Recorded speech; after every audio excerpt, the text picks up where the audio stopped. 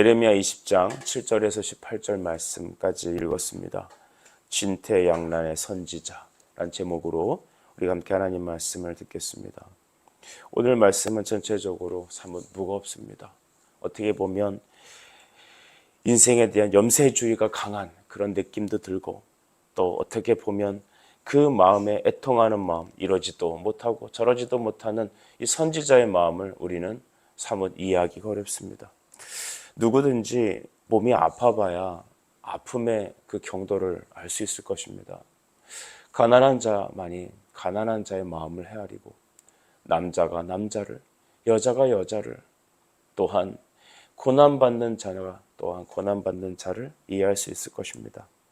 오늘 이 선지자의 이 마음은 우리가 예레미야의 시대에 예레미야가 받던 그 일을 당하지 않았기에 우리는 참으로 그 깊이와 넓이가 어떠했는지 이해하기가 어렵습니다.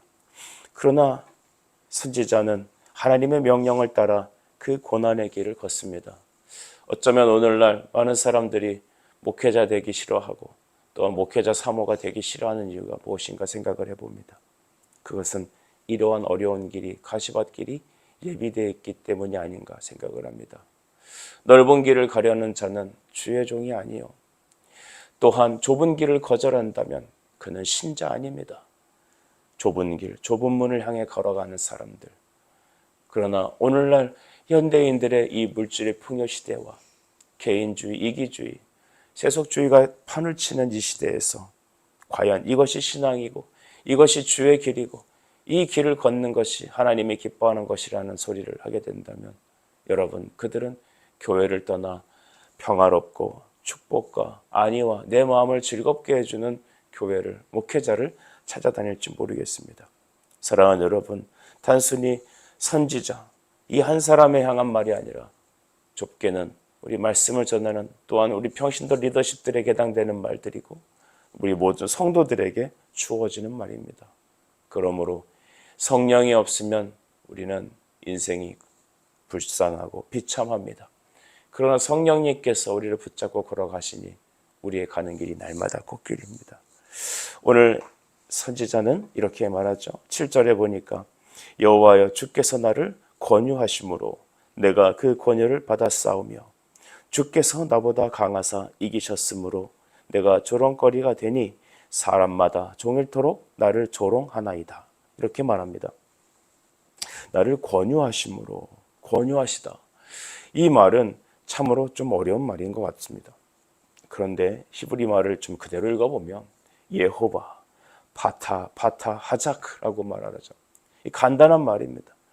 여호와라고, 예호바, 여호와께서 파타, 나를 속이셨다. 나를 속이셨다. 그리고 속임을 주니까 속임을 받을 수밖에 없는 거죠. 그러니까 하나님이 파타를 주시니까 파타를 받은 것입니다. 하자크, 그가 강제로 나에게 하게 하셨다라는 것입니다. 어떻게 보면 폭력성이 있는 거죠. 여기서 본문은 하나님이 굉장히 강압적이고 오늘날 현대인들에게 너무나 어울리지 않는 하나님의 모습입니다. 우리가 우리 입장에서 우리의 생각대로 하나님을 이해하면 안 됩니다. 참 이 목회자가 설교할 때 그게 참 헷갈려요. 성도들의 눈빛을 보면 이렇게 들리는 것 같아요. 이런 말 하면 나는 당신의 말씀을 듣지 않을 거예요. 하나님을 나는 이렇게 이해하니까 내가 이해하는 대로 가르쳐 주세요. 그런데 하나님은 뭐라고 말씀하시냐면 파타 하자크라고 얘기합니다. 내가 너에게 속임수를 주겠다. 네가 생각하는 대로 너의 인생이 흘러가지 않을 것이다. 그리고 내가 주는 대로 너는 받아야 된다. 강압적인 사람. 오늘 현대인들, 특별히 우리 MZ세대들이 왜 직장에서 사표를 내고 여러분 이직률이 많습니까? 꼰대 문화, 강압적인 문화, 이거 싫다는 겁니다. 조금만이라도 어려운 일이 생기면 회사를 등지고 나올 준비를 하는 사람들. 그러니 회사마다 MZ세대를 알아야 된다라며 여러분 요새는 간부들이 이 교육을 받는다고 하죠. 요즘 젊은 사람들 옛날은 다르니까 그렇게 강압적으로 가르치면 안 된다. 꼰대처럼 내가 가르쳐줄게. 이런 말, 옛날 얘기 그런 거 하면 안 된다. 근데 하나님은 요즘 세대에 맞지 않는 예레미야에게 강요하고 있습니다. 파타 하자크. 하나님은 우리에게 속임수를 주시고 또한 그 강한 마음으로 폭력적으로 우리에게 이 일을 하게 하신 것입니다. 여러분, 선지자는 어떤 그러면 하나님의 권유를 받았을까요? 8절에 내가 말할 때마다 외치며 파멸과 멸망을 선포함으로 여호와의 말씀으로 말미암아 내가 종일토록 치욕과 모욕거리가 됨이니이다. 우리가 예레미야서 1장을 보면 예레미야의 그 소명장이 나오죠. 하나님께서 부르신 것. 내가 너를 열방의 노성벽이 되게 하겠다. 하나님께서 이렇게 놀라운 말씀으로 하셨어요. 주님, 저는 어린아이라서 말할 줄 몰라요. 하나님, 저는 할 줄 아는 게 없어요. 저는 선지자로서 그런 합당한 그릇이 못해요. 그러니까 하나님이 아니야, 내가 너를 강하게 할 거야. 내가 너를 통해서 말할 거니까 너는 이제 내가 시키는 대로 말해. 너는 내가 가라는 것을 해. 내가 하라는 것을 하면 된다. 내가 너를 열방이 너를 건드리지 못하게 노성벽이 되게 해줄 것이다. 근데 말은 그렇게 해놓으시고 사람들한테 맨날 두드려 맞고 욕먹고 막 그냥 죽을 지경이 된 것이죠. 야, 내가 이러자고 선지자 한다고 했냐? 내가 이러자고 목회를 시작했냐? 내가 이러자고 예수를 믿기 시작했느냐? 여러분 어떻습니까? 여러분은 이러자고 교회에 오셔서 주님의 일을 하기 시작하셨나요? 파타 하자크, 나를 속이시고 속임수를 주셔서 속임을 받고 나를 또한 강제적으로 이 일을 하게 하신 하나님, 너무 이성적이지 않고 논리적이지 않고 내가 생각하는 사랑이 없는 하나님이신 것 같다. 이런 하나님이라면 나는 따를 수가 없다. 여러분은 그 파타 하자크의 하나님의 말씀을 듣고 어떻게 하시렵니까? 선지자는 이런 마음을 가졌다고 하죠. 9절에 보니 내가 다시는 여호와를 선포하지 아니하며 그의 이름으로 말하지 아니하리라 하면 나의 마음이 불붙는 것 같아서 골수에 사무치니 답답하여 견딜 수 없나이다. 벌써 예레미야는 사명을 받고 성령의 임재를 받고 나서부터는 어떻게 할 수 없는, 자기 자신도 어떻게 할 수 없는 그런 상태로 돼버렸습니다. 나 이제는 다시는 선지자 노릇 안 할 거야. 나 목회 안 할 거야. 나 전도 안 할 거야. 나는 예수 믿는다고 말 안 할 거야. 라고 마음을 먹으면 가슴에 이 마음 중심이 불붙는 것 같아서 견딜 수가 없다. 우리 갱년기를 경험하고 있는 분들이 계시다면 저는 잘 모르겠습니다만 막 불이 받는다는 그런 느낌을 얘기하시는 분들이 가끔 계시죠. 막 신경질이 난다. 더워서 견딜 수가 없다. 근데 그런 걸 떠나서 이 마음속에 내가 하나님을 거부할 거야. 그의 사명대로 하지 않을 거다. 나 이제 내 이속을 이 진리를 찾을 거야. 라고 결정만 한다면 마음이 불붙는 것 같다라고 합니다. 이것이 선지자의 고통입니다. 분명히 이런 말로 설교하면 나는 사람들한테 멸시를 받고 쫓겨나고 이 사람들로 거부를 받을 텐데, 그러나 하나님은 나한테 너 이 말 전하거라. 이 두 가지의 고통 속에 있는 것이 바로 오늘날의 설교자가 아닌가, 저렇게 생각을 합니다. 성도들은 어떻습니까? 여러분, 예레미야는 이런 고통 속에 있었습니다. 예레미야를 고소하고 예레미야를 공격하는 사람들의 태도가 어떤지 그러면 우리가 한번 볼까요?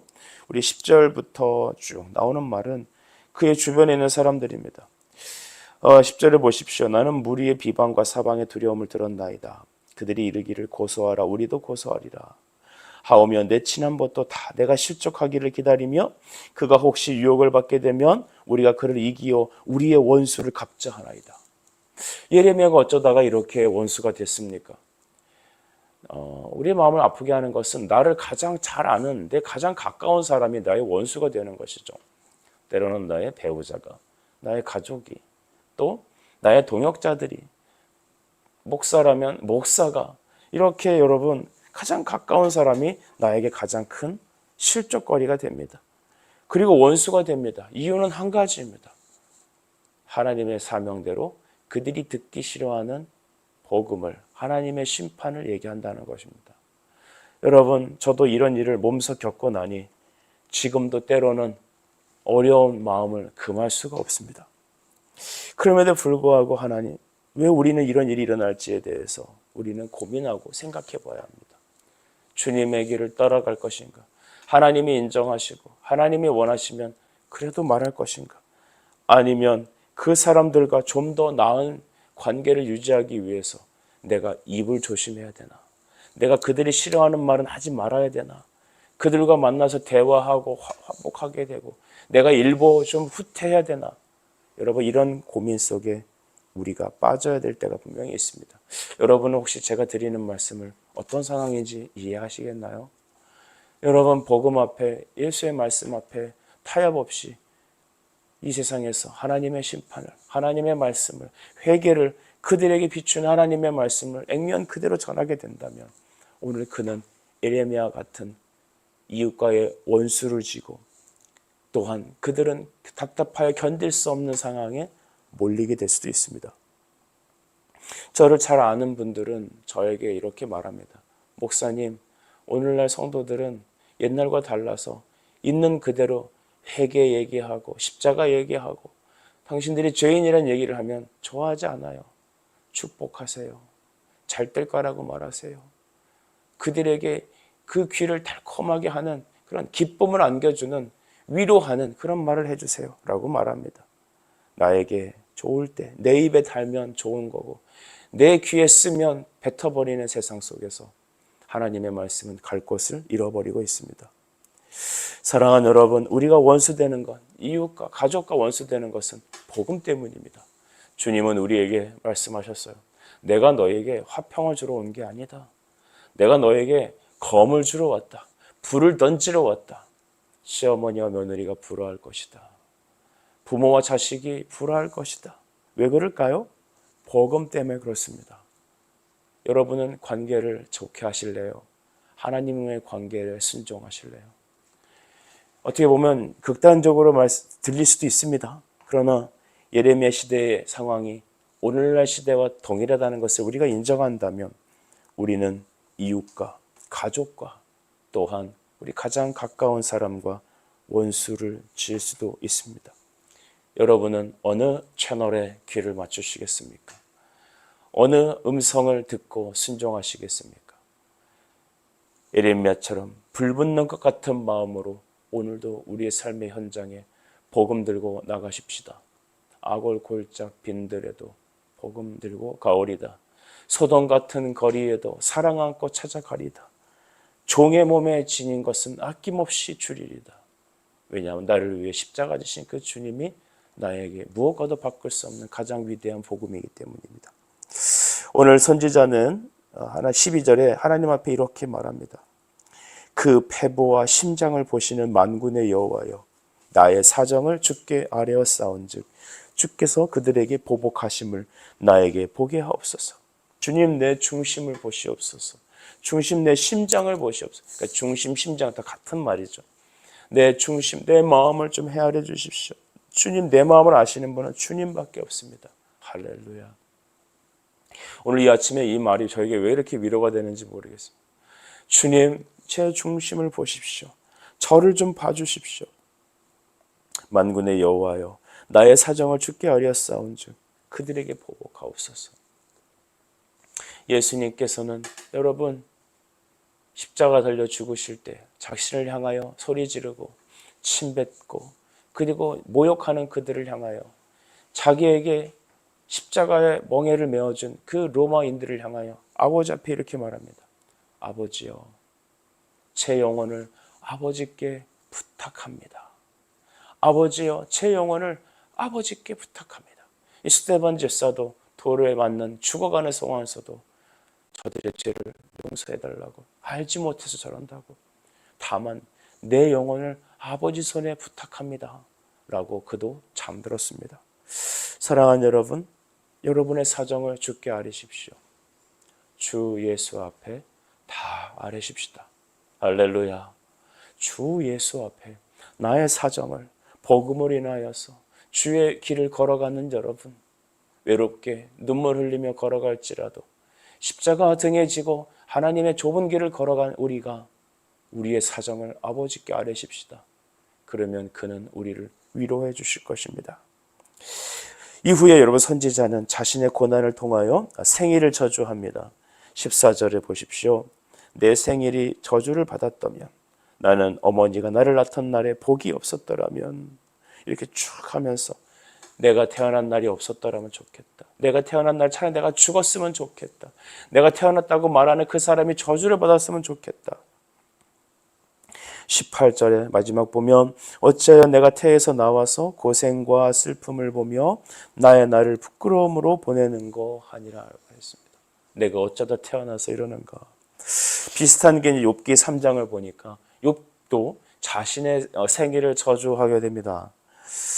욥이 입을 열어 말하되 내가 난 날이 멸망하였더라면 산의 아이를 베었다 하던 그 밤도 그리하였다면 어둠과 죽음의 그날을 자기의 것이라 주장하였더라면 내가 태어나지 아니하였더라면.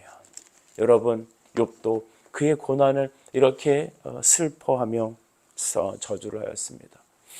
사랑하는 여러분, 이 세상의 어둠은 매우 강해 보입니다. 세상이 하나님보다 더 커 보입니다. 내가 지금 왜 이 길을 걷고 있는지도 헷갈립니다. 우리는 왜 여러분 교회를 시작하는 이 좁은 공간에 와서 주님을 섬긴다고 할까요? 우리는 건강하지 못할 수도 있습니다. 우리는 물질로 인하여 고민해야 될 수도 있습니다. 믿는 것이 과연 맞는 것인가라는 신앙의 질문을 던질 때도 있습니다. 그러나 여러분, 선지자가 했던 말, 내가 이제는 그의 이름으로 말하지 아니하리라 라고 한다면 내 마음이 불붙는 것 같아서 이 불붙는 것 같은 마음 품고 다시 주 예수 앞에 아뢰십시다. 우리의 짐을 날마다 지시는 그분 앞에 우리의 마음의 심경을 토로합시다. 그리고 세상 사람들과 원수 지고 세상과 등지고 갈지라도 비록 나 십자가 지고 세상 지고 주님을 따를지라도 내 처지를 아시고 내 상황을 아시는 그분이 나를 들어주시고 그분만 나를 인정해 주신다면 우리의 가는 이 길은 잘못된 길이 아닙니다. 이 길만이 생명의 길이며 이 길만이 복된 길이며 주님의 면류관 받는 그날까지 우리 십자가를 등에 지고 또 전진하는 이 삶을 멈추지 맙시다. 하나님께서 여러분을 위로하실 것입니다. 기도하겠습니다. 사랑의 주님, 부름받아 나사니 몸 어디든지 가오리다라고 찬송하던 우리가 예레미야와 같이 차라리 내가 태어나지 않았더라면, 차라리 내가 빛을 보지 않았더라면 이라며 애통해하는 성도들이 혹시 계시나요? 내가 다시는 예수의 이름으로 말하지 않고 나는 이제는 그만두겠다라고 생각하는 그때에 우리의 마음에 불붙는 마음을 주시는 주님, 그 주님을 우리가 만나게 해주십시오. 그리고 주님 앞에 다 맡기고 다 토로하고 모든 결과를 하나님께만 맡기고 우리는 우리에게 맡겨진 십자가를 등에 지고 예수 그리스도를 쫓아가는 그리스도의 하나님 분사되게 하여 주시옵소서. 주여 우리를 불쌍히 여기옵소서. 예수 그리스도 이름으로 기도드립니다. 아멘.